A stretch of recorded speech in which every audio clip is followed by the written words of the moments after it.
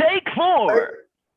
Ladies and gentlemen, boys and girls, welcome to another special episode of the Herschel Talkers, and we are becoming the College Football Hour, presenting football from north to south, east to west, featuring Trey. You might recognize him from Baby Driver. Sean, you might recognize him for being face down at a Georgia game. And Angry Scott. I'm not always angry. Sometimes I'm just irate and enraged. But people know me as Angry Scott. Boys, how are you doing? We're doing great. Great. Thank you for the intro there, Scott. Jumping right into it. Huge win for Georgia last week. Trey, are you not at all concerned about how I'm feeling at this moment?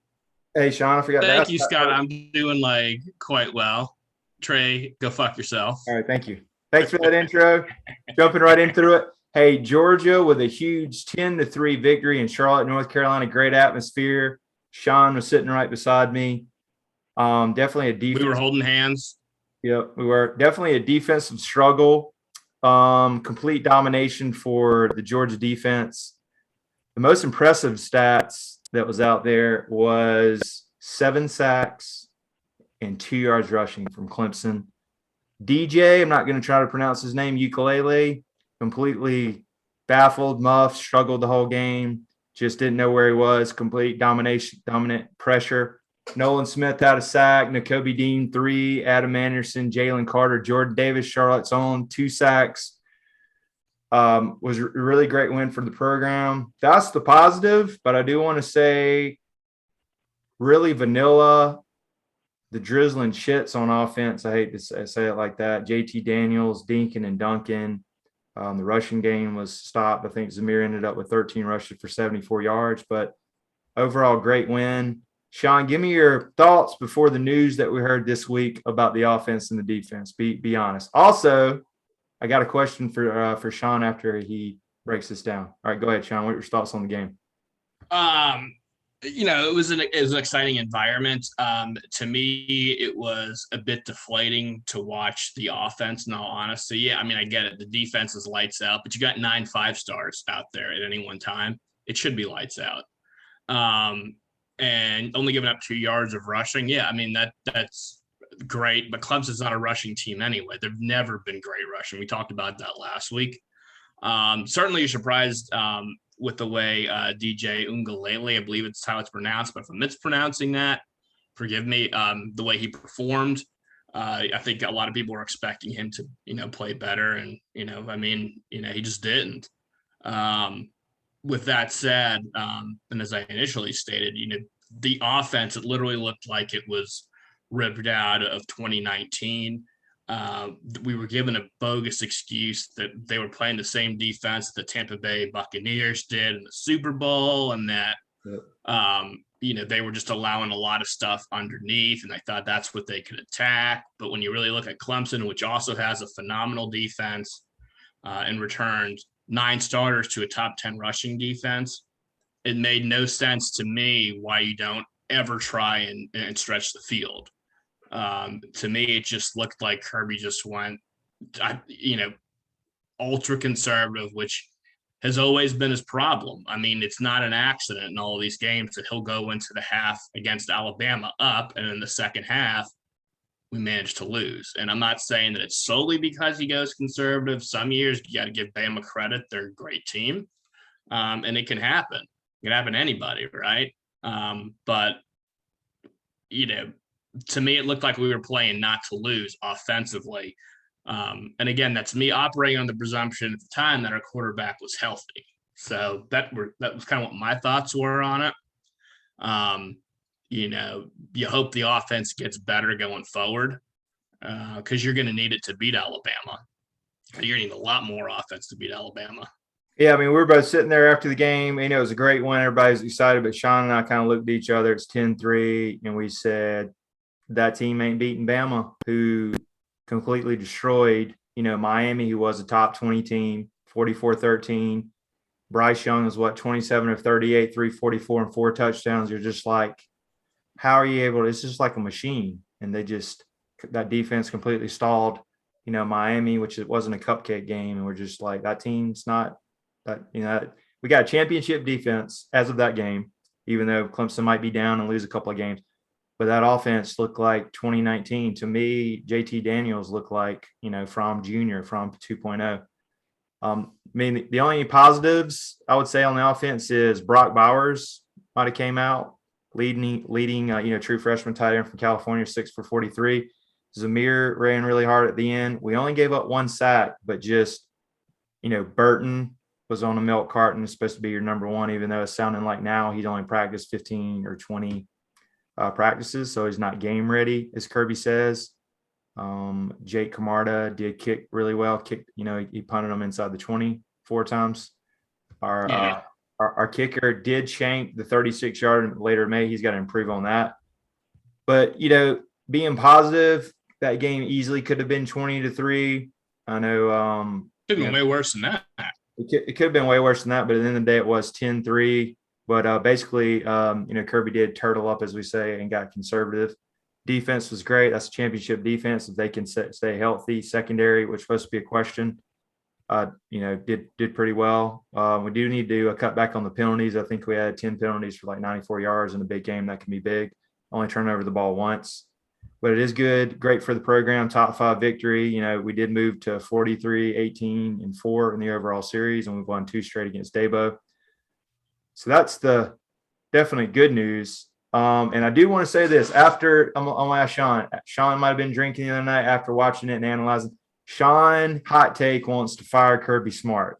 And I asked Sean, give me 3 names on your wish list of who you would like. So I want to go ahead and ask you, because Sean thinks this is going to be a slow Band-Aid regression to the Mark Rick era. And mind you, Trey, quick question for you, Trey. Yeah, go ahead. What's a slow Band-Aid? Slow Band-Aid pull. I think is what he was referencing. Go ahead, Sean. What were you thinking the other night? Well, mind you, this is, with the caveat of not knowing that JT Daniels is hurt. Nothing has been quote unquote officially, there's mixed stories now all of a sudden coming out. I mean, one of the stories is he tore his oblique or hurt his oblique 2.5 weeks ago in a scrimmage, and nobody was told. So I'm not running the presumption you got a fully healthy quarterback, and you just basically turtled up and put it, your tail between your legs and just tried to rely on just an ultra talented defense, right? But going back to your questions, number one person I would hire, I'd honestly promote Todd Monken. I mean, he really does have a great resume. Offensive coordinator in the NFL, led the Tampa Bay Buccaneers with Jameis Winston at quarterback in the flipping NFL in passing. Turned around Southern Miss. They went from 1-15 to, or like 1-11 to 11-1, right, Trey? That's right. So he's got a resume being able to win. He can recruit as well too. I mean, our quarterback room was not looking at all great when he came in here. He quickly helped us get JT Daniels, Brock Vandegrift, and Gunnar Stockton. That'd be my number one. Number 2 would be Joe Burrow. Not Joe Burrow. Joe Burrow. Joe Brady. Joe Brady. Sorry, Joe Brady, who is the offensive mastermind behind LSU's national title. And then number 3, you ready for this? Yeah. Hot take. Trey, you ready for this? I would go with Ryan Day from Ohio State.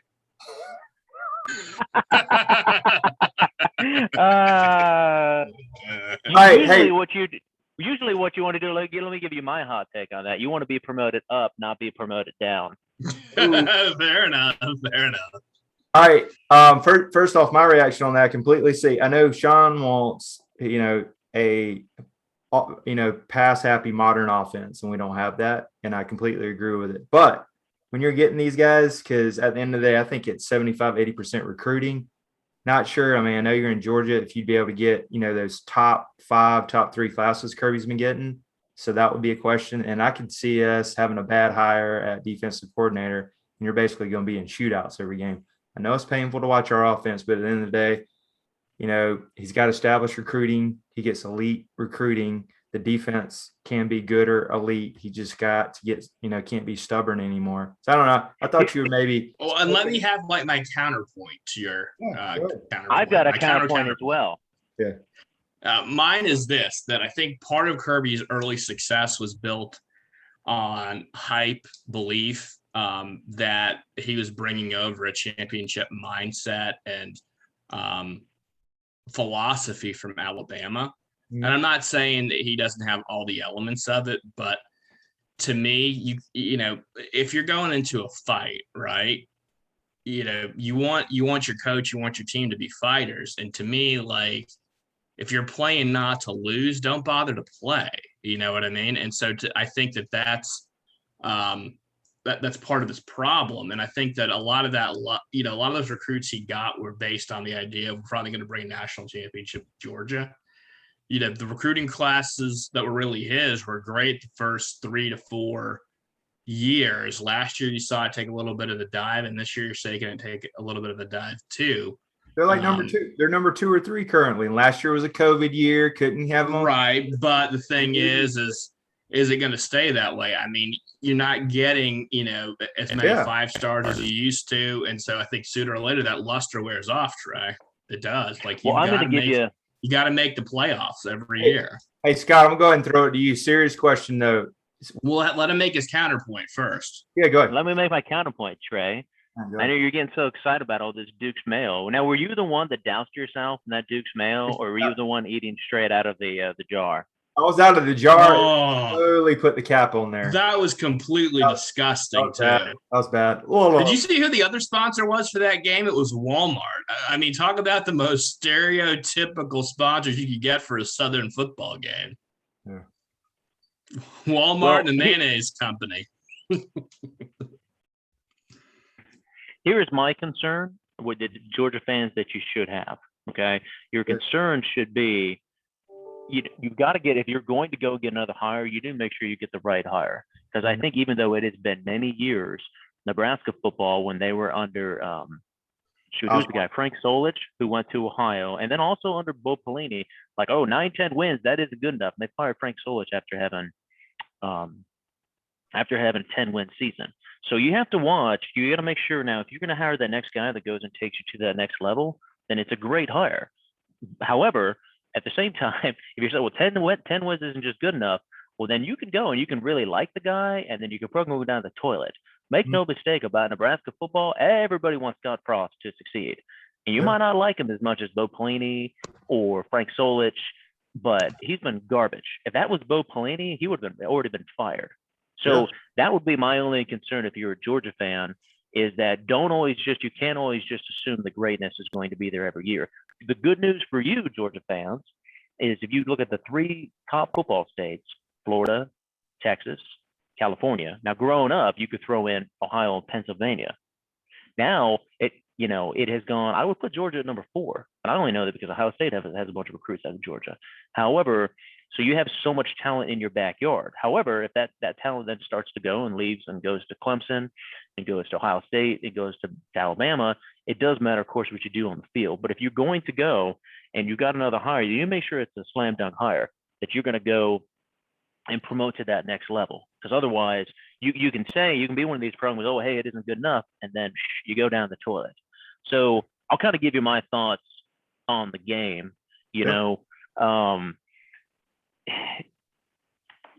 Georgia's defensive line was dominant. I mean, I think they were just that damn good. Yes, Clemson's offense was anemic, and as the game went on, I thought, okay, are they going to go and start to do something? They held on long enough, but they were just anemic. They had no answer whatsoever. We're kind of seeing what happened from that Ohio State Clemson game from last year, where the D-line just dominated.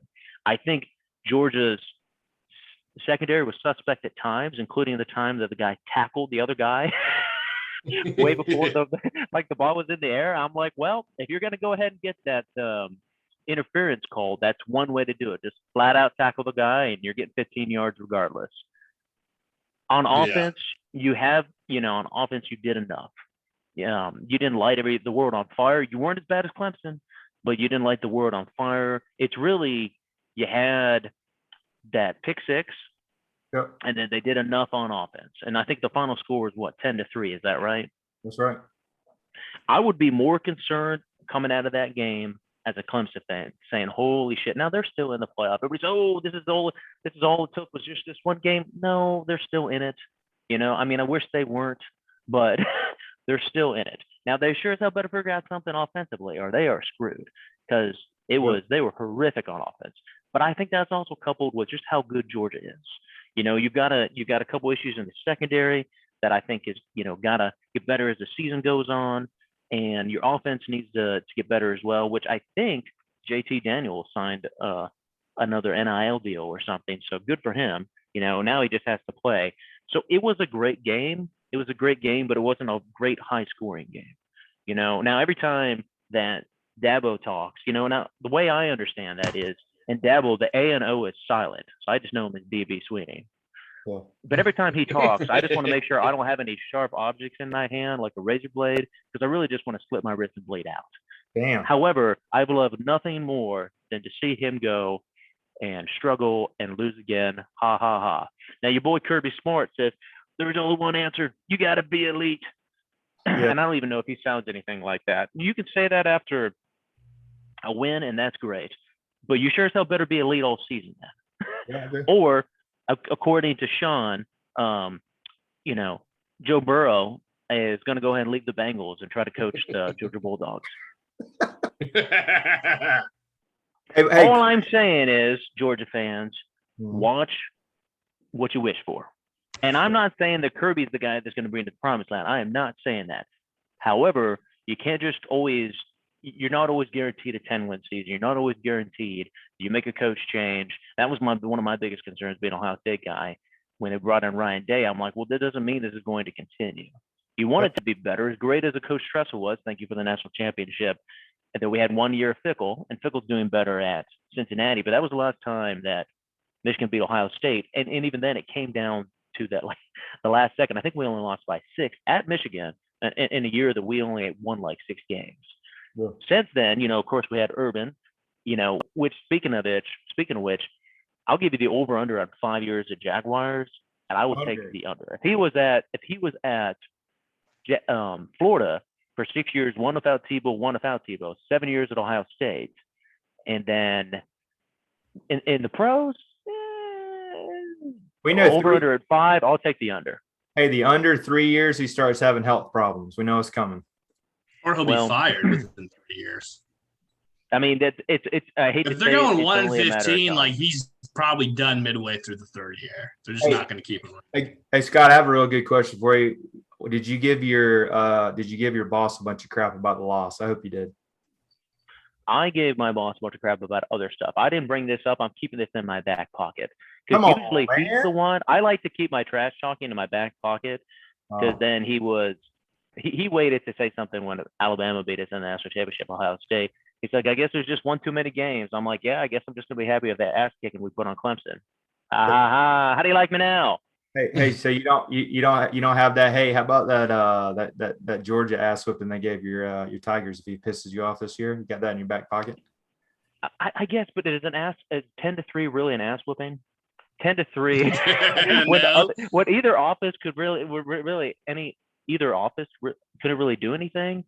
I can't really call that an ass whipping.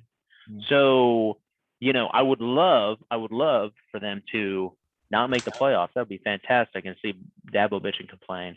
However, I can't really. It was still a great game, sure, but I really can't call it an ass whooping. Okay. But it is really we have to see where Georgia goes from here. I mean, who does Georgia have this week? Is it UAB? UAB. Really, their biggest opponent this week is COVID. Okay, but their second biggest opponent is UAB. Is that right? That's correct. We'll jump right into that. All right, the big news, what everybody's talking about, came out yesterday, I believe, right, Sean? Is JT Daniels with Kirby upper extremity or oblique rib, whatever, and it's coming out that he was possibly hurt 2 or 3 weeks before, Sean, from the reporting. Everybody's buzzing about it.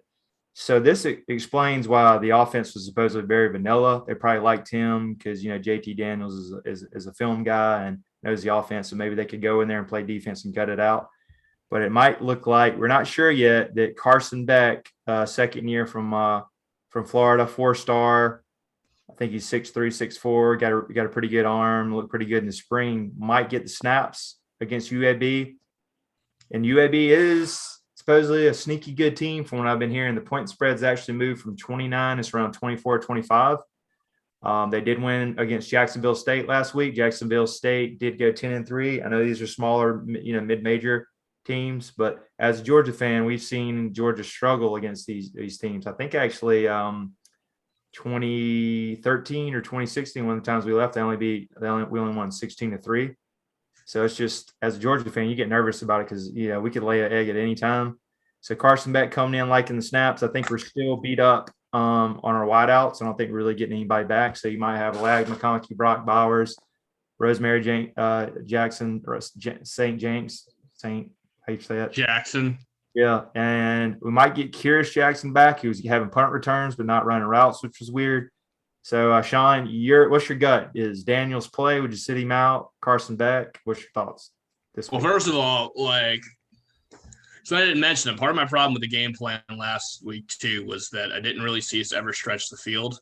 Yep. And we even saw Kirby give noodle-armed Stetson Bennett that chance at Alabama. Mm-hmm. So, the news came out. And by the way, there's still I think that was a cat that was let out of the bag that then Kirby is now pissed that got let out of the bag. Yep. Because now all of a sudden they've got stories, redactions or clarifications left and right from all these insiders saying, well, our source was initially wrong when they said it happened weeks ago. It happened in the Clemson game or whatever. No way. That kid was hurt in the game. It just doesn't make any sense otherwise. Yep. Does he play or does he not? I mean, from what they said, the majority of the first team reps did go to Carson Beck the past couple of, I think the past 2 days of practice through Wednesday. I don't know how they were today. I think it depends on if that injury is healed up or not.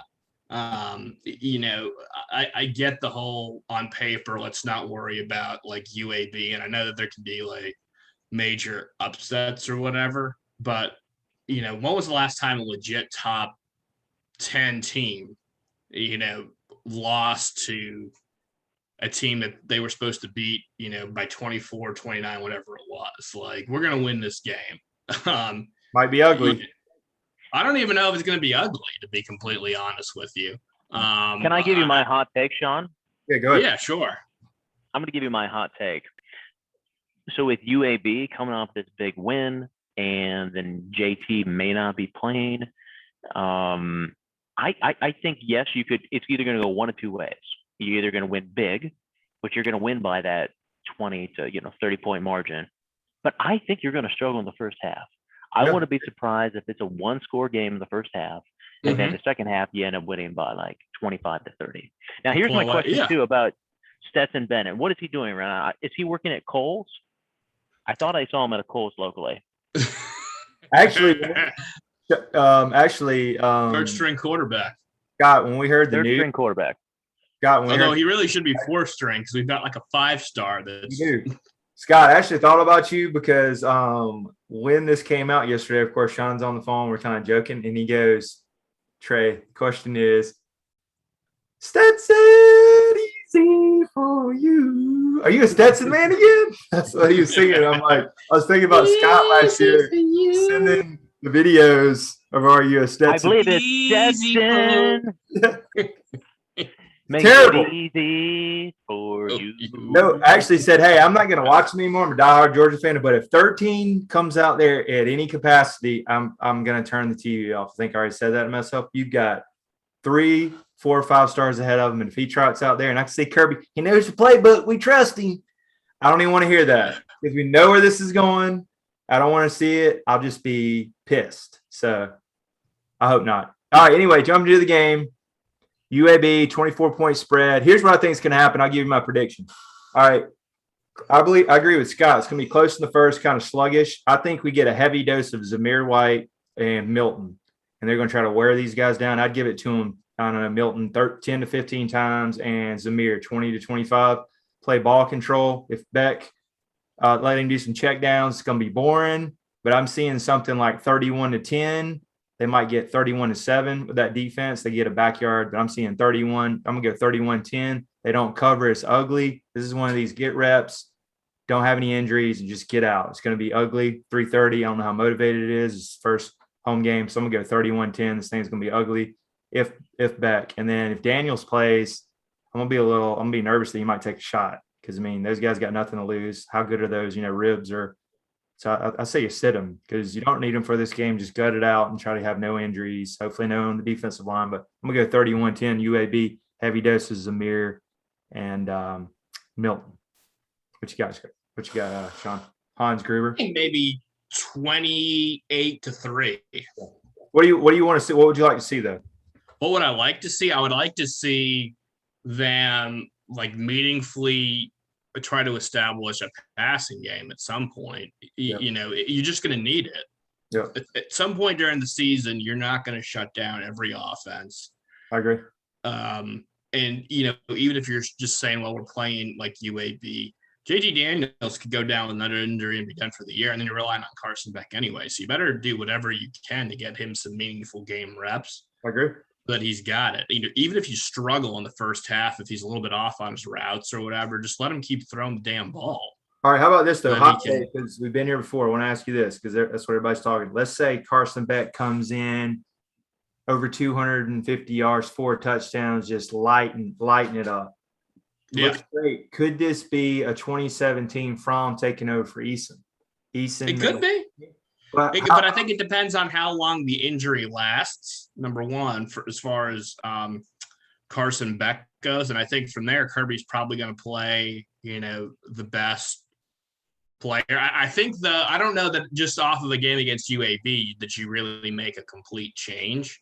Where's the thing? They played. I think what you would need is you would kind of need for Carson Beck to probably – not Carson Beck. You would need JT Daniels to come back, maybe stink it up in the first half against South Carolina, and then maybe just you're down by 14 or something like that, and you're like, we got to make a change, Yeah, I agree. because he ain't working.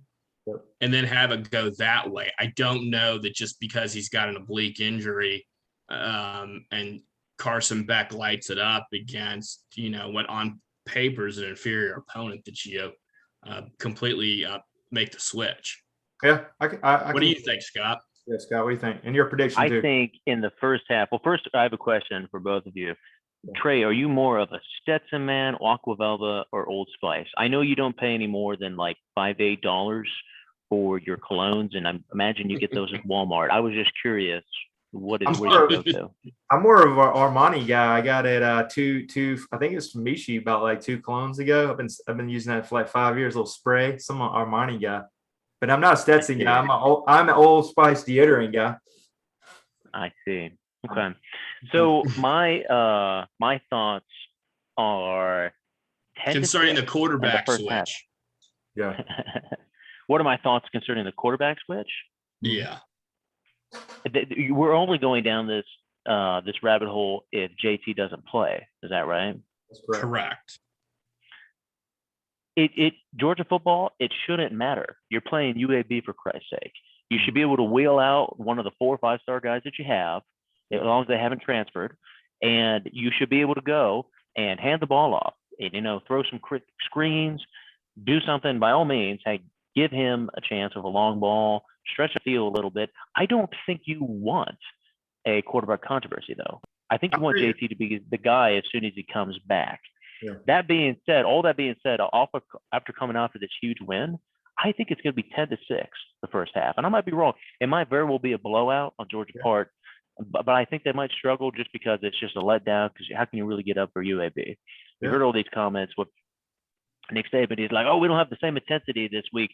Then you're playing against Mercer. I know you're never supposed to go and throw the jersey out there, but you sure as hell should be able to throw the jersey out there against Mercer. Yeah. Same thing with Georgia. You should be able to throw the jersey out there against UAB. Anything can happen. That being said, I think in the second half you're going to pull away, and I got a final score 35-9 Georgia Bulldogs. I like it. 3 field goals. We'll take it. I like it. So we all agree. We got it last week. Everybody picked Georgia, and we got that right. All right, now we're getting to the meat of the week. Halftime show, prime time. The meat, baby. The meat, as they say. All right, last week we got Ohio State Buckeyes get a big win, 45-31. Struggled a little bit. It was 14-10. So I got a question for Scott. He's going to take this over. did you have to change your pants at all during halftime? Because this thing was close. CJ Stroud, stinky, smelly, not looking great. I mean, you guys What are I down the do road against the flex tones. So how are you feeling? So Scott's like, well, I'm on it's the the flex plane. Don't tones. bother me.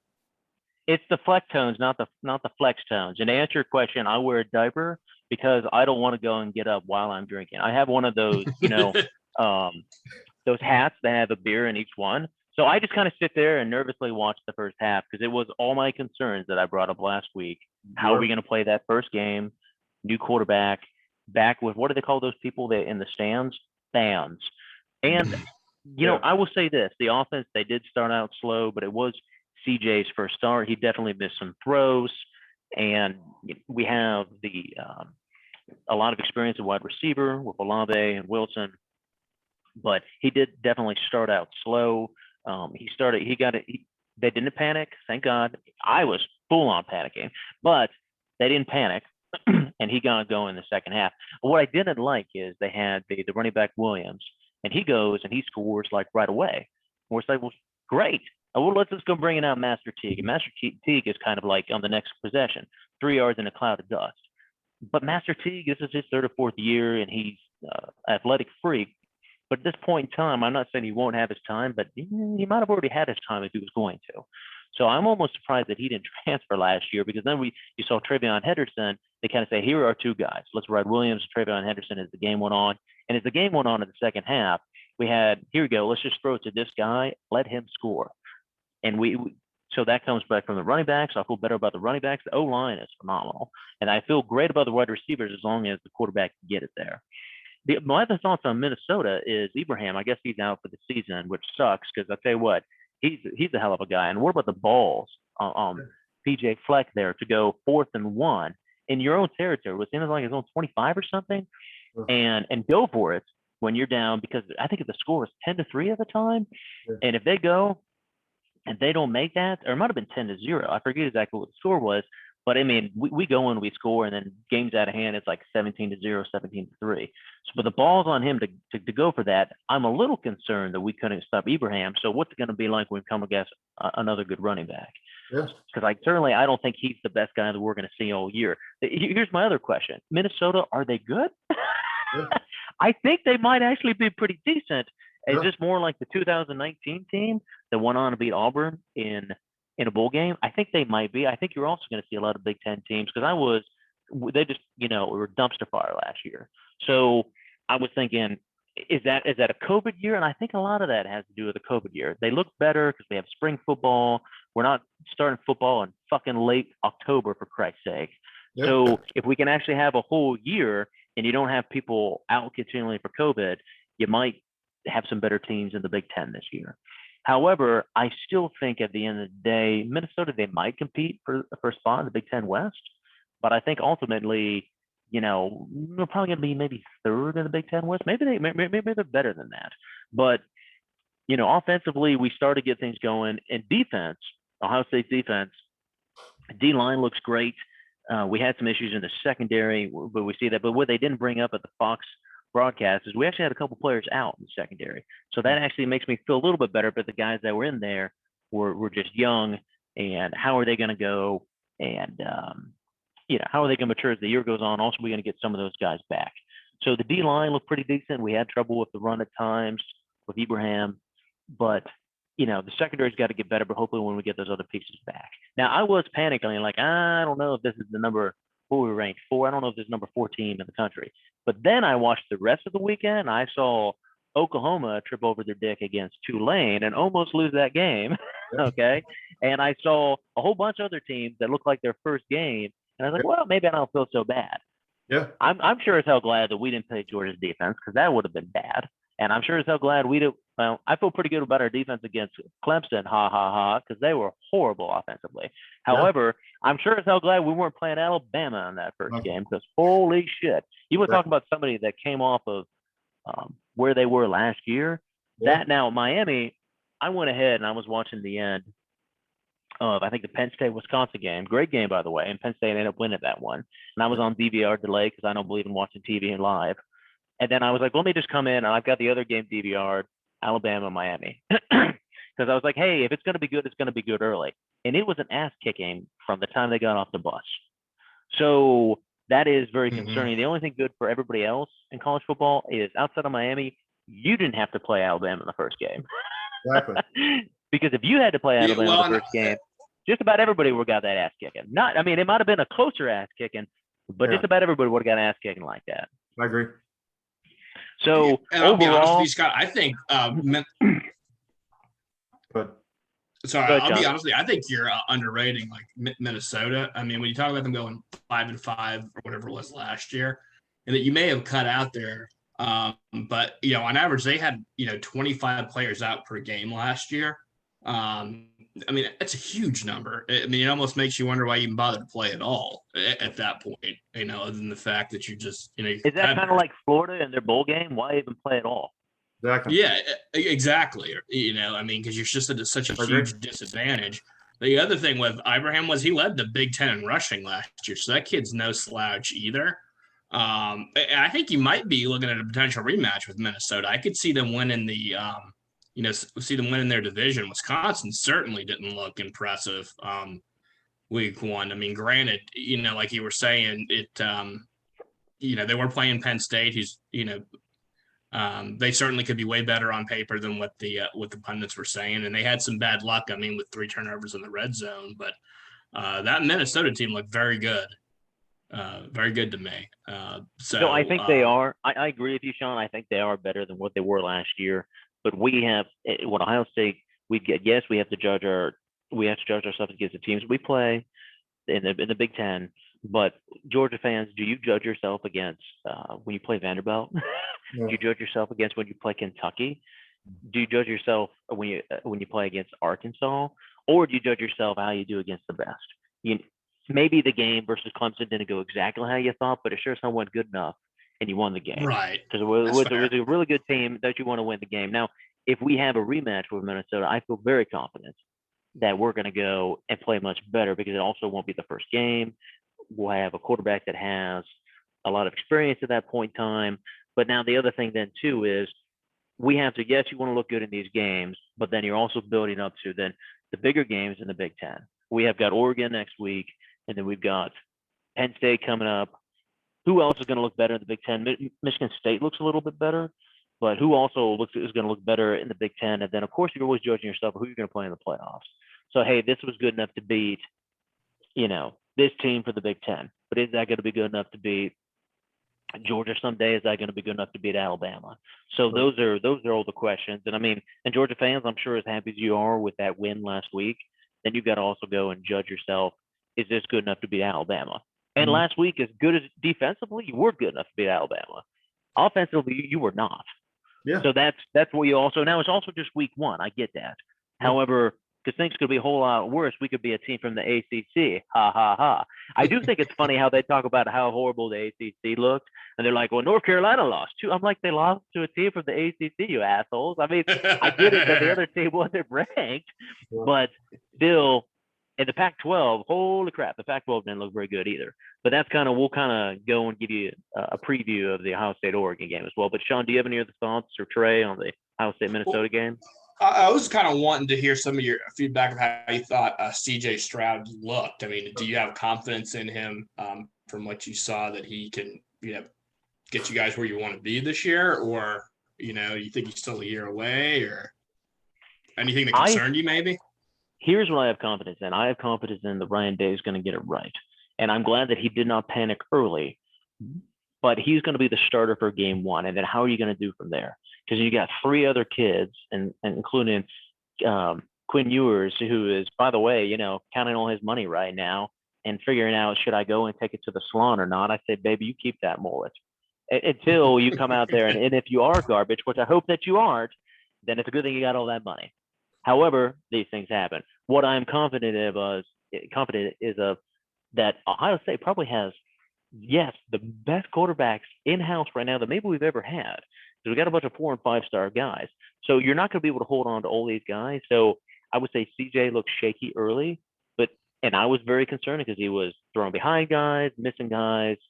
But as the game went on, he was very calm and cool and collected. And he kind of had he has that sideshow bob hair.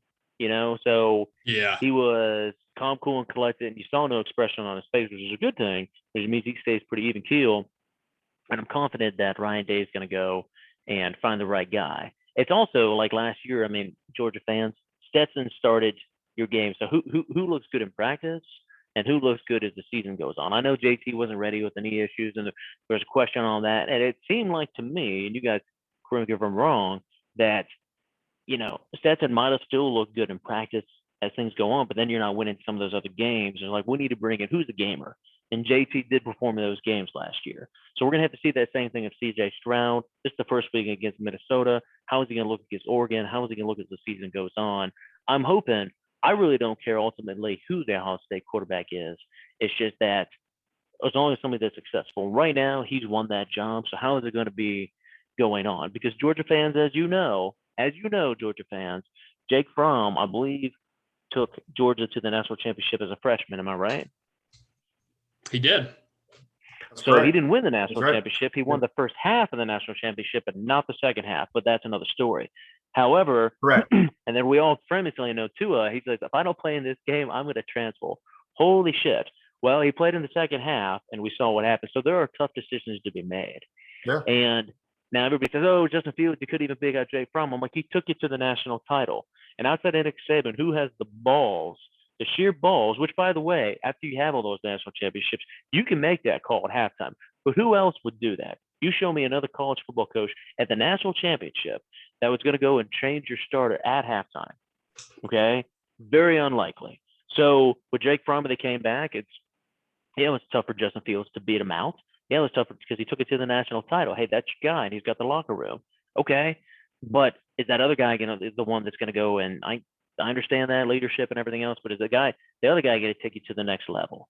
So with Quinn Ewers, he wasn't supposed to come until next year, but my concern is he's not going to play this year. If he does, I think he can still redshirt with only playing 4 games, but he's got to learn the whole system and everything else. But let's just say we do have a great year. What's it going to be like next year? Hopefully you're still going to go and play whoever the best guys. And yes, you need leadership and all those other things, but Ohio State fans, yes, we know this JT Barrett. Hey, he had the locker room and everything else, and he ran, Urban's offense, that he was a running back just as much as a quarterback. But Dwayne Haskins, man, he was a better passer. We had him for 1 year. Forget about what he's done in the NFL right now. He was more talented than the JT, and you kind of see that because, yes, he's still on an NFL squad. He made the Pittsburgh Steelers have to keep his head out of his ass. However, that is the concern. Yes, here's your locker room guy, and here is your Tim Tebow, which is one of the best college quarterbacks, whatever. But, I think wasn't Cam Newton also on that squad at Florida when Tim Tebow was there? So I can give you a lot of examples. Here's your better college quarterback. Here's your better pro quarterback. But who has the team, and then who also is going to take you to that next level? You know what I mean? So right now, I know I've given you a lot of examples there. I want the best Ohio State guy that not going to be the best pro prospect, but the best Ohio State quarterback that's going to lead this team to a national title, if not this year, in the next coming years. Yeah. I like that. Great analysis there, Angry Scott. Hey, now I'm going to give you my thoughts on the Oregon game, and then y'all can kind of chime in as well. Yeah, we're going to transition into that. Number 12, Oregon, heading to 12 o'clock kickoff. West Coast to East Coast. Could be favorable for the Buckeyes. Number 3, Mario Cristobal, who's a well-respected coach. They had an ugly win over Fresno State last week. I think it was 31-24. Not great. Maybe they didn't show a lot. Current point spread is 14.5. This should be game day, right, Scott? We were talking about earlier. You can tell, hey, but it's 12 o'clock. Was it a big noon kickoff or whatever? And I think you mentioned Iowa State at Iowa State. What's the town there? That's the game day. Yeah, Ames, Iowa. I don't think they've ever been there, but anyway, that is. But this should be it. But anyway, hey, big time matchup. This should be a big win. But you got the Ducks coming on the road. Well, here's what I'll say about game day. Game day historically doesn't care whether they're showing the game or not. Meaning, okay, whether ESPN or ABC is showing the game, they'll kind of go to wherever the big game, even if it's CBS is showing it, or in this case Fox. However, I think they kind of said, okay, we're going to go to Iowa State. The better matchup, because I play that Cyhawk every year. Like, who gives a fuck about that? Okay, people in Iowa eating corn, but this is the bigger game. So but to that point, because hey, Ohio State and Oregon, which by the way, Ohio State is 9-0 against Oregon, including the last time we played them in the national championship.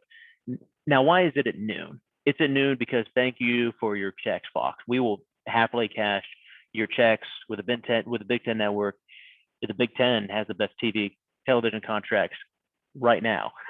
A couple years, Oklahoma and Texas come into the SEC. That very well may change.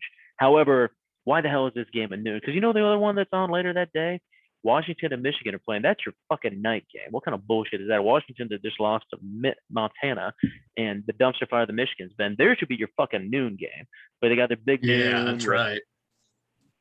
Brady Quinn and his slick hair and, Reggie Bush and Matt Leinart, who still watch the former carcass known as USC.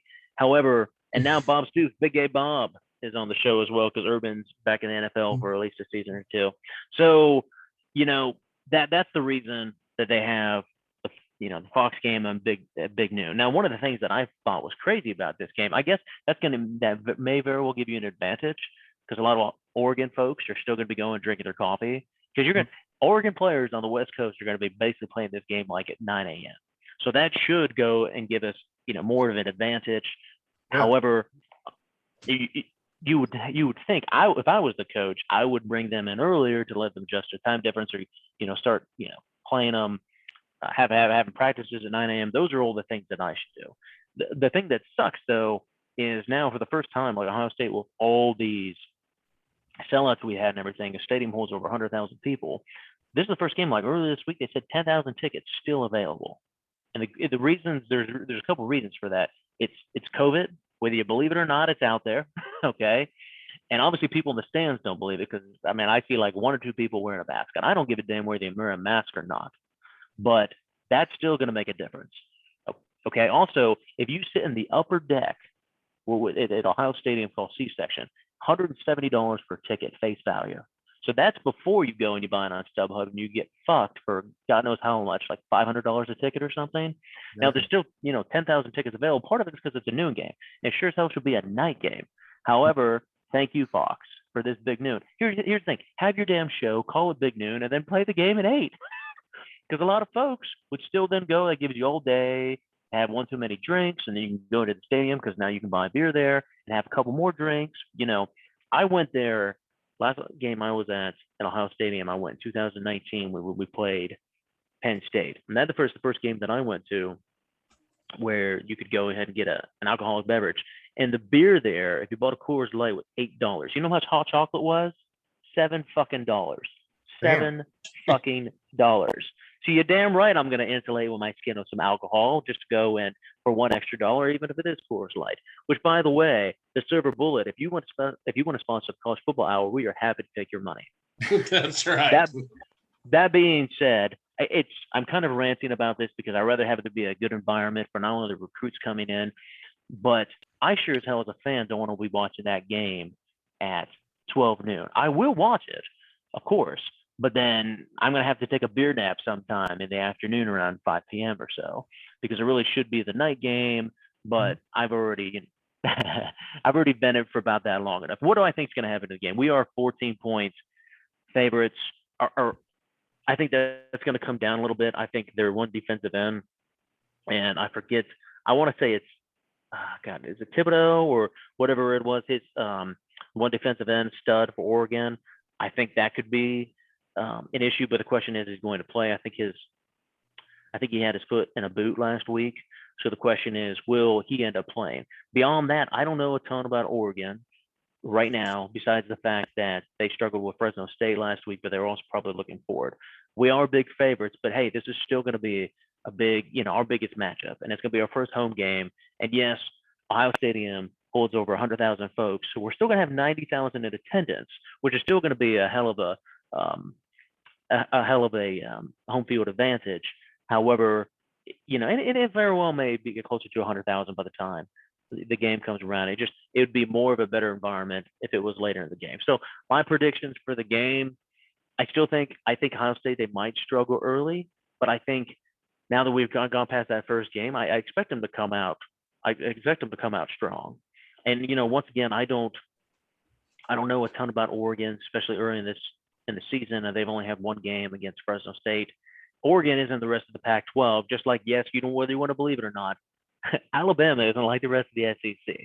And that doesn't mean that the top of the SEC isn't the best, but it's Alabama and then you have a tier down there, and that includes Georgia. And Georgia's on that next tier, but Alabama has separated itself.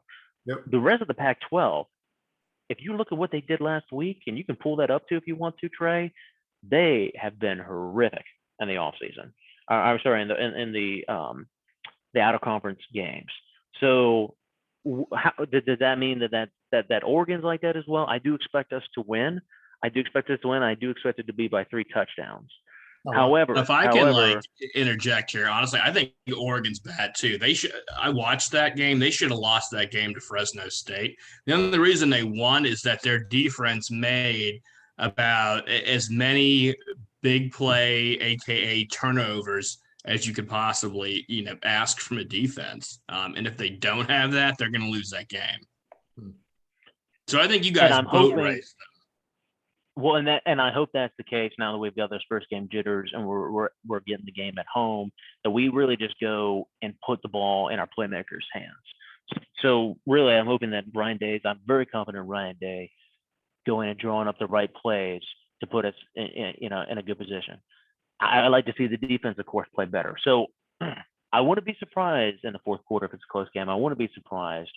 But what is my expectation? I expect to win by 3 touchdowns. But we'll see. I'm going to call it what I say. I say 3 touchdowns. So I'm going to go ahead and call it 42-21, which I think when we played them in the national championship, I think it was 42-20 was the final score. So we won't get that exact, but that would put Ohio State 10-0 against Oregon. Oh, nice. Good stat there. Yeah, I like I think it's going to be, I'm saying like 17, 21-7 in the first half. I think they hang around. And then I think the West Coast is always tough, and you're on the road in that hostile environment. As you know, in college football, it's always tough. I think CJ Stroud with Ryan Day, like he says, is going to make adjustments. So I'm going to go 38-17. They hang around the third, and you guys just start making adjustments, and you got more athletes. Mario Christian-Ball, like great up-and-coming coach. Rumored might get a look when Saban steps down because he has that Alabama pedigree and that link. But I like 38-17 Ohio State at the big 12 o'clock. I might be taking a little workout at that time. My ear watching on my phone, just saying. But I'll be paying attention. I mean, I'll probably still be cleaning like the puke off and the hollies from whatever shrub I passed out in the night before while this thing's going on.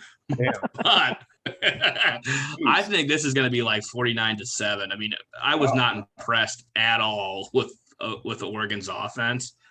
I mean, again, they had difficulty sustaining drives against Fresno. They're not particularly explosive at wide receiver. They don't really have much in the way of running back either. Your defensive line, I think, is going to dominate there. They do have some athletes, on defense, Justin Flo and Sewell, who were 2 of the big playmakers in the game, and then Thibodeau, or however the hell you say his name. But that said, I mean, you've got more than enough athletes on offense that you're going to be able to contain that. I just don't see them being able to muster a lot of offense. And I think that probably by the time by the time they have a legit chance at it, it's going to be like the second half anyway. So you're probably playing backups. But again, like I said, I think it's like 49-7, something like that. Wow. Sean likes. I think if you give up 17 points, like one of those better be like a defensive touchdown, or like they gave it to you in the red zone. Because I think if you're giving up 17 points to this Oregon team, based on what I saw, then you got some concerns on defense. There you go. So we agree all Ohio State rolling to a big win. Looking at the rest of the games, any other games you guys wanted to touch on? That was kind of like the big one. What about Wyoming and Northern Illinois? That looks like an interesting one. What do you think, Scott? Scott, also, you mentioned how bad the Pac-12 was. How about talking about Washington taking an L, the big Montana, and how bad Pac-12 was? Well, you can go and look at their I don't know exactly what that they were last week out of conference, but the Pac-12 really did look horrific. So I thought UCLA did look good, though. Yeah, they did. That's a big win. To me, Well, I think UCLA go. right now is my front runner to win the Pac-12. I get that. I actually think Go ahead, that the Scott. winner, and I didn't really see Southern Cal play last week, but to your point, I very well I could see UCLA, the winner of USC UCLA, assuming Southern Cal is decent, the winner of that playing Oregon in the North for the Pac-12 championship. But it's tough too. It's never good for the league. But I'll also say, to an extent, you can still be an elite team, and the rest of your league sucks balls. You look at Clemson, point case. Even though it was fun to see them lose and North Carolina lose, and I believe Charlotte beat Duke. That was huge. How about Florida State with a Charlie Brown against Notre Dame? Charlie Brown. Yeah, I will say this though: Florida State did look better. They looked better than what I thought they were going to play. And then, did they go and create their own quarterback constantly by bringing out Mackenzie Milton? Did the other guy get hurt? Did they like, oh, his helmet got knocked off? Well, did he have concussion? Because they never explained that. I went ahead and we were up in the mountains on that Sunday, and then I came back and I DVR'd the game. Well, I watched the beginning, like, hey, maybe the Alabama Miami game. The game might be horrible. I watched the whole damn thing because I ended up being a great game, which is what you want. And that was the only game that was on Sunday. So that actually ended up being. So is Florida State, have they gone and they turned the corner? Or you never know with these early games, because it could also be that both teams suck, but they look better when they're playing against each other. So, that's going to be interesting. That's what I think about this full 12-team playoff, that you might still only have in the last several years of even a 14 playoff. You probably have 3 teams that deserve. We need to put in a 4th. However, look, man, you can always go and have some of the upset along the way. So that's why it still really needs to be 12 teams. It's just that, are you going to have these other games that, hey, these other games are pretty decent, but ultimately, who is Florida State and Notre Dame? Who are they going to be? And I'll say this: the other thing is, whoever thought that Ole Miss and Louisville should play in Atlanta on Monday night, I don't know what they were smoking, because I watched a little bit of that. Hey, let's just see. I've watched football now for 5 days straight, so my eyes bleed. And do I want to go and watch this Monday night game? I caught a little bit of it, and Ole Miss just took it to them. So I was like, yeah, I don't need to watch any of this, besides the fact that Lane Train is out and he's got COVID, and it didn't matter because Ole Miss still won big. And my other thoughts then for the weekend was, wow, did Alabama look good? And I don't know who they play next week. Well, no, they do play Mercer next week. That's right, because they don't have the same intensity that they need for Mercer, according to Saban. But right now, after 1 week, it looks like Alabama and everybody else. And Georgia, hey, Georgia and Ohio State, you're there 2 and 3, so you're part of everybody else's. But I got bad news for you Georgia fans, and I got bad news for you Buckeye fans. If you would have played Alabama last week, it might not have been as bad against Miami, but I would predict an L for both. Yeah, I agree. Scott, maybe what we should do is take the time to propose like a joining of forces, put our defense with your offense, and I think we got a shot. Yeah, I agree. I do. Yeah, and we still have, once again, it is the first week of the season. So I'm glad that we're not playing them until, playoff time. And you wouldn't play them until also in December. That's and right. Then we can see if you can put 2 halves together, and then we'll go from there. Those are kind of all my – go ahead. You got to hope Bryce Young breaks his leg or something. No, I don't. Where's Tanya Harding when you need her? Yeah, Tanya. I don't want to put any ill will, but hey. Why? Hey, but actually, with Georgia's history, he would get hurt. We'd shut him down in the first half. I don't even know who their backup is, and he comes out guns a-blazing, looks like Well, here's what I wonder, right? Like, why don't you take the punter out? Like, every punter they could possibly line up there, like, concuss him, do what you got to do. Because if they got a punt, if they can't punt where the dam, it's going to give you, like, a chance, right? There you go, I suppose. But here's the thing. Did Alabama even need to punt against Miami? I don't know. I'm sure they punted at some point in time, but not very often. Now, here's my other hot take. Here's my other hot take. They say, Alabama, hey, you got 3 starters. Tua and Jalen Hurts, I think, are playing on Sunday. And then you've got what they call mac and cheese now, Mac Jones, right? All starters. Well, they're all starters week 1.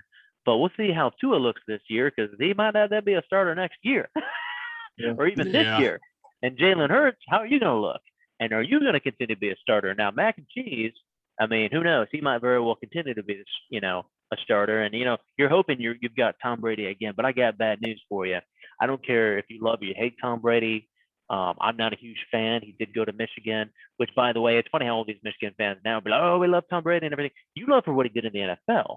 But he wasn't your starter for that many years at Michigan. And who was it? They really wanted Drew Henson, who was a reserve from Michigan. Yep. They wanted him to take it on. And I think Brady was on the team when they won the national title, but he wasn't the quarterback. It was Brian Greasy. Season announced.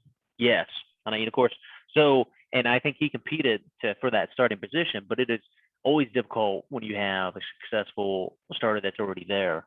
So, in fact, I actually have a picture here in my office of when Ohio State, because of course, in a galaxy far, far away, at a time long, long ago, Ohio State used to have problems with Michigan in the '90s, and now I come across a Michigan fan every now and then. Oh yeah, we took care of you in the '90s. I'm like, what about the last 20 years of ass kickings we put on you? Yeah. And then you hear crickets. But I've got a picture from my freshman year at Ohio State, 1998, as I date myself. And the score of that game was 31-16 Ohio State. And you ready for this? You know who the starter was for Michigan in that game? Tom Brady. And you know how many passing yards he threw for that game? 375 passing yards. You know how many rushing yards they had? 4. Wow. But there's a reason everybody's like, well, hey, it was 199th pick. Well, there's a reason he was 199th pick. And you can hate him as much as you want to, but he is, the best out there. But to assume that old Mac and Cheese is going to be, playing until he's 44 or 45, yeah, everybody's going to play until the 44, 45 until they fall off a cliff, which is going to happen for, Peyton Manning towards the end of his career, and his arm fell off, and the defense for Denver won that game. Okay, well now I need to stop playing. And you saw that last year with Drew Brees and some of the other guys. So, even though, hey, all these Alabama players are starting the first week, what the hell does that mean? It looks great, and I would go and promote that. But Sean, the other point I was going to say is, yes, I agree with you. I think UCLA looked like the real deal. We'll see if old Chip Kelly is back, and if so, for how long. Because it's also, you're playing against Cookie Monster there, which I predicted years ago that even though the fans love him down there, hey, did they? I love that much. They're ready to fire him. I predicted years ago, they're like, hey, he went ahead and he won this national title, and great, man, that's fantastic. But I don't think he'll be the coach there 5 years from now. And then you have this last year of all the opt-outs, and then you lose your first game against UCLA. So it doesn't mean you won't turn it around, but hey, I'm sure he can recruit. He needs to be a good CEO, but he sure as hell got to find an offensive coordinator and a defensive coordinator. And oh, by the way, you better go ahead and pick up somebody else that, was developed at another college, like Ohio State, that you can just plug in with another good offensive coordinator, because everybody says, oh, no, we love him, we won't fire him. I'm like, well, Gene Chizik, how did that work out? Yeah. Gone. To me, he should have gotten. To me, you should have gotten like Tom Herman or Tom Herman's offensive coordinator from Texas, and then for like a DC, I don't know. I mean, just go get Pruitt. I mean, like your Tage and your backwaters, like you guys don't give a shit anyway. It's gonna go, if you win a national title, that's gonna go, and that's gonna give you a longer tenure. But Gals Monzal, they took him to the national title, I want to say his first year coaching against Auburn played Florida State, and Florida State won. But if you don't win that national title, and then it just depends too, what kind of success are you then still having? If you're winning 10 games a season, then that's still going to give you a longer tenure there. But at some point in time, they're going to say, where's my national title? Or then there's programs that say 10 wins. We were talking about this earlier. Oh, that's not good enough. Well, better watch what you wish for, because you could go down the toilet. So that's, we're going to see. But I think ultimately Cookie Monster is going to get, he's going to get fired. Oh, yeah. Yeah.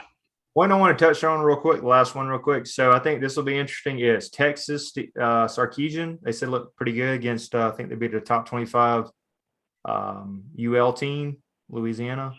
And then Arkansas struggled against Rice. And this is at at Fayetteville. So this could be sneaky. I guess this is a big rivalry recently. They played a lot, Texas and Arkansas. But anyway, it's 7. It's old Southwest Conference rival. It's not like Any recent interest thing. in this game, and it's 7 o'clock, and it's actually the ESPN game. I don't know. They've been talking about this could be a sneaky good game. What's your thoughts? Sarkisian going on the road. Sean? Crickets. I guess, like, I mean, they beat Louisiana, right? I mean, I get their top 20. There were a lot of weird teams in the top 25, though. I don't really know why they were there. Maybe they are, maybe they're not, like, as far as Texas being back. We'll just wait and see, I guess. I'm looking at these numbers you're putting up here, though.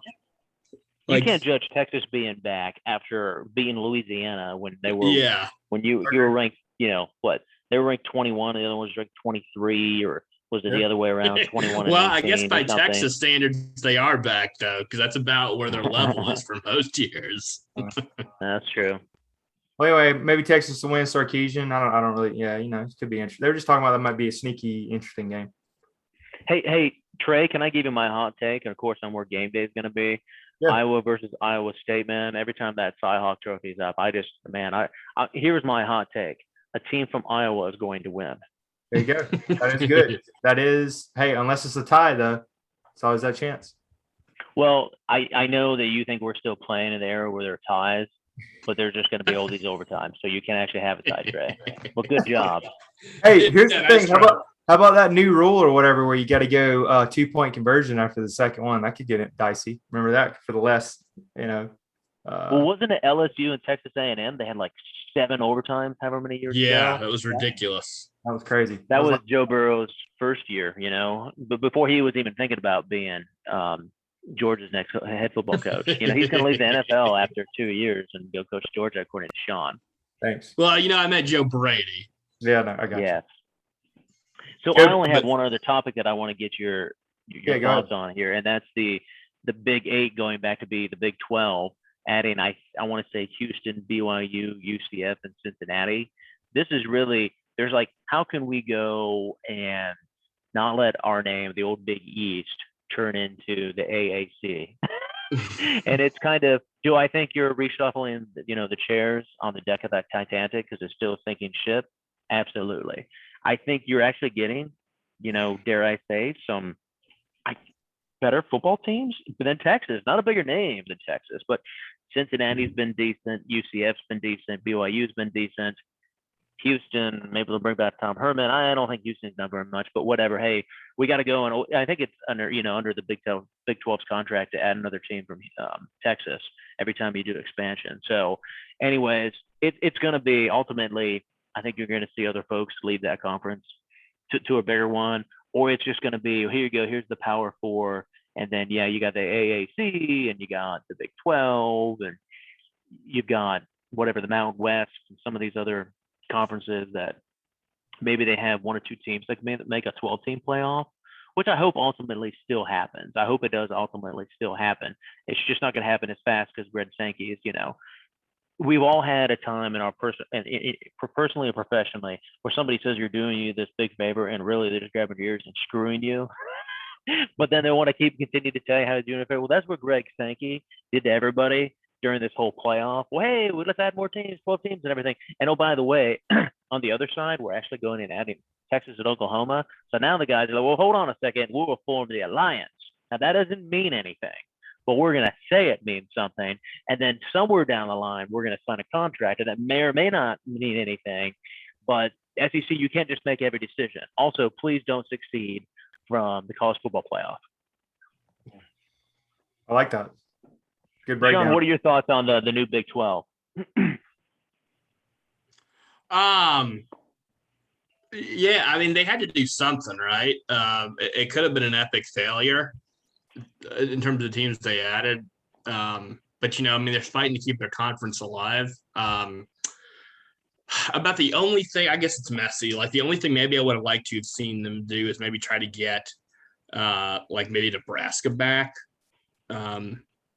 Something like that. I mean, I know it's a pipe dream. They're in the Big Ten now. It's way more money for them, but and maybe it's just a traditional in me rather that wants to see the old conferences back to the way they were. But it was quietly, surprisingly, I think, a decent set of hires. Again, they don't necessarily have the name recognition yet, but they got them into some pretty good markets and they got some good programs. So let's give them a shot and It's see what they can actually, do.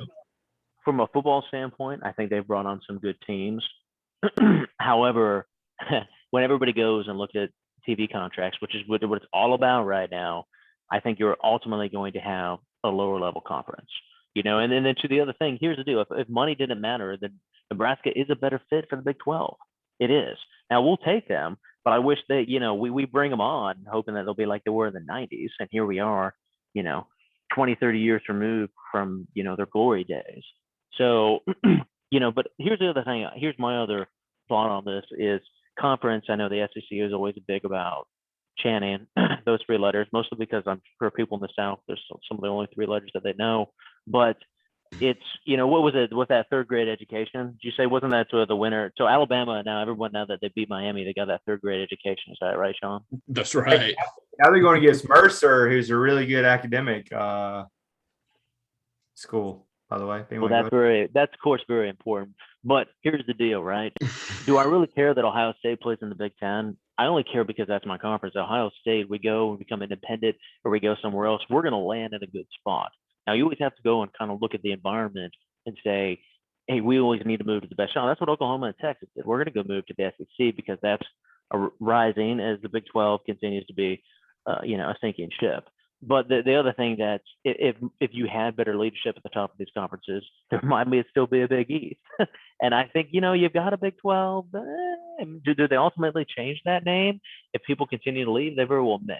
But I mean, let me ask you guys, from a Georgia fan perspective, if the SEC became a dumpster fire, okay, do you really care the fact that Georgia's in the SEC, or do you just want them to be in a conference that plays good football? Because that's my feeling about the Big Ten. You would think with all the money they've got with the television contracts, why have you not been able to go and put better teams out on the field? Minnesota is better than what they've been in recent years. Northwestern's had success. So you have some in Indiana, even though they look horrible last week. Those are kind of rising up, but Michigan has gone down. Ha ha ha. But even all those other money that you get from the Big Ten and everything, that doesn't necessarily lead to more recruits. Now that could change. Maybe it's also because, hey, football means so much in the South, and also you get a lot of the population that's moving down there. I, grew up in Ohio, and now I live in the South. So, and I'm just, an example of one of many people that moved down south. So it's always, do you have a football crazy area, but also usually the biggest populations. So isn't that, Florida, Texas, California, Georgia, yeah, you can play football all year round, but you also have a big population and a football crazed population. Now, that being said, look at the West Coast. They haven't done anything forever. Maybe UCLA will change that. But if like Ohio State, CJ Stroud is out of California, DJ Ugalagale or whatever his name is, Ukulele, he's from California, and Bryce Young's from California. So imagine what it'd be like if the Pac-12 came back. You know what I mean? It's my question to you as I come back is, does it really matter that you play in the SEC? If the SEC started to be horrible, does that matter? Or you just want to play in a good football conference? No, it definitely still matters because, our Logan says because it matters more. It means more. Sure, it just means more. It matters more. It just means more. That's why. SEC. Yeah, there's that. That's all you got? No, hey. I mean, what else is that's there? all you got? Yeah, it does mean more. Okay, good segment, boys. Scott, it matters on just good football. At the end of the day, I don't care if we play on Mars or Jupiter. I just want to win a national title before I die. Because that might be about the only place George is going to win one. 40 years of counting. Well, hey, I think Alabama, Alabama currently owns Earth. You're saying there's a chance. But here, if they ultimately, hey, if this thing eventually evolves into over the next 10, 20 years, and there's just all Big One conference, maybe there's 4 divisions, dude, I'm all for it. If we go ahead and we play some other these teams that are lesser on our schedule, because after Ohio State plays Oregon, then they play like Tulsa and Akron, a couple other sacrificial lambs. So I don't really care about that. I'd rather have them be playing great teams every weekend. Whether that was from the dumpster fire as the ACC, the former Big 12, or yes, some teams from the SEC. Right. I agree. Hey, really good breakdown there, Scott. I like it. In-depth analysis. Mm-hmm. Hey, make sure and rate and subscribe. Give us some likes. Build up that YouTube. We're on all social media, and we're the we're the Herschel Talkers. Soon to be Presenting the College Football Hour from north to south, east to west. And you may recognize Trey from the movie Baby Driver. Yep. Hey, and we got Hans Gruber from the classic film Die Hard. And we're the Herschel Speaking of Talkers. which, I want to go ahead and promote a meet and greet opportunity. I will probably be passed out in your hedges at some point, like on Sunday. So in the process of trying to kick me out, if you want to talk a little football, chop it up, let me know. There you go. Before you mace me, that is. All right. College Football Hour out.